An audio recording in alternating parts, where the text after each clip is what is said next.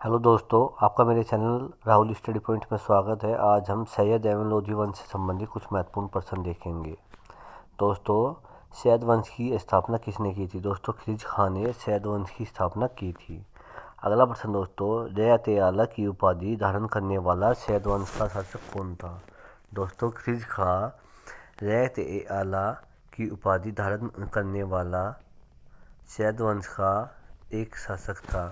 अगला प्रश्न दोस्तों, सल्तनत काल में शासन करने वाला एकमात्र शिया वंश कौन सा था? दोस्तों, सल्तनत काल में शासन करने वाला एकमात्र शिया वंश सैयद वंश था। अगला प्रश्न दोस्तों, सैयद वंश का सबसे योग्य शासक? दोस्तों, सैयद वंश का सबसे योग्य शासक था मुबारक शाह। अगला प्रश्न दोस्तों, सैयद वंश का अंतिम शासक? दोस्तों, सैयद वंश का अंतिम शासक था अलाउद्दीन आलम शाह और पहला था खिलजी खां।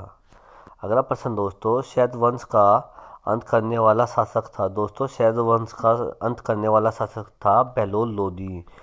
अगला प्रश्न दोस्तों, दिल्ली सल्तनत में प्रथम अफगान राज्य के रूप में लोदी वंश की स्थापना किसके द्वारा की गई? दोस्तों, बहलोल लोदी द्वारा। ये कहाँ के निवासी थे? अफगान के।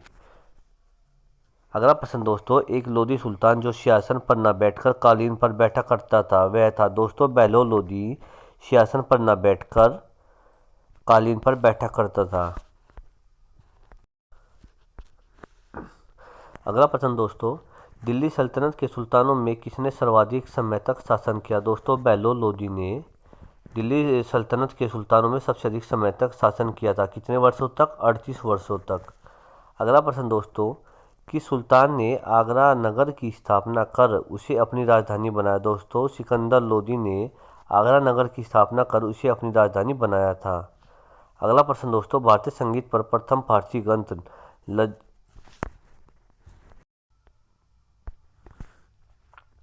भारतीय संगीत पर प्रथम फारसी ग्रंथ लज्जत-ए-सिकंदर शाही की रचना किसके कार्यकाल में की गई? दोस्तों, सिकंदर लोदी के कार्यकाल में भारतीय संगीत पर प्रथम फारसी ग्रंथ लज्जत-ए-सिकंदर शाही की रचना की गई थी। अगला प्रश्न दोस्तों, सिकंदर लोदी किस नाम से कविताएं लिखा करता था? दोस्तों, सिकंदर लोदी गुलरुखी के नाम से कविताएं लिखता था। अगला प्रश्न दोस्तों, सिकंदर लोदी ने भूमि की माप के लिए किस पैमाने का प्रयोग प्रारंभ किया? दोस्तों, सिकंदर लोदी ने गज-ए-सिकंदरी नामक भूमि के पैमाने का प्रयोग किया। यह भूमि के मापन में प्रयोग होता था। अगला प्रश्न दोस्तों, सुल्तान की उपाधि धारण करने वाला लोदी वंश का प्रथम शासक कौन था?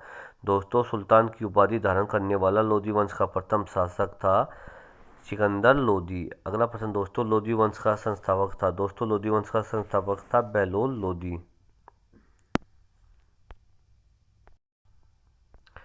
दोस्तों, किस सुल्तान ने आगरा नगर की स्थापना कर उसे अपनी राजधानी बनाया? किसने बनाया था? दोस्तों, सिकंदर लोदी ने। अगला प्रश्न दोस्तों, लोदी जो कि लोदी काल का स्थापत्य कला का सर्वश्रेष्ठ नमूना कौन सा है? दोस्तों, मोट की मस्जिद लोदी काल का स्थापत्य कला का सबसे सर्वश्रेष्ठ नमूना है। अगला प्रश्न दोस्तों, किस सल्तनत काल के सुल्तान ने मुहर्रम पर ताजिया निकालना, महिलाओं को पीरों की मजार पर जाने या उनकी याद में जुलूस निकालने पर प्रतिबंध लगा दिया?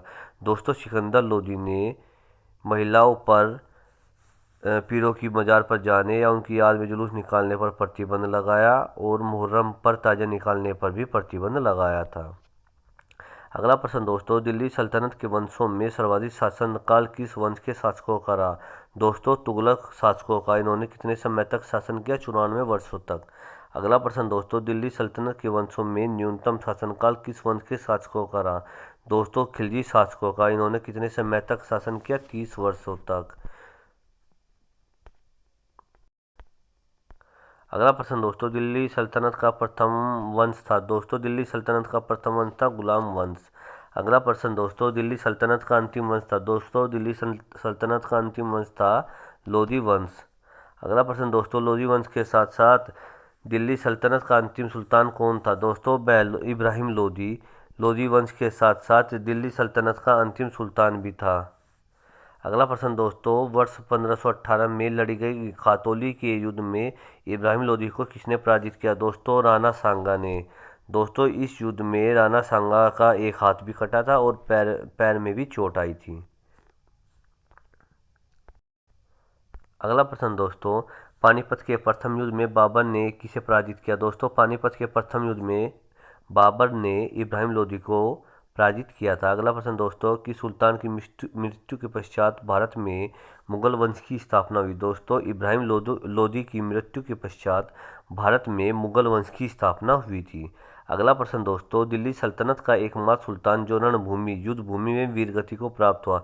दोस्तों इब्राहिम लोदी दिल्ली सल्तनत का एकमात्र ऐसा सुल्तान था जो रणभूमि में ही वीरगति को प्राप्त हुआ था। अगला प्रश्न दोस्तों, सल्तनत काल में दस्तकार बंदान किसे कहा जाता था? दोस्तों उलेमाओं को दस्तार बंदान कहा जाता था। अगला प्रश्न दोस्तों, किस भारतीय ने संगीत यंत्र तबला एवं सितार का प्रचलन किया? दोस्तों अमीर खुसरो ने। धन्यवाद दोस्तों।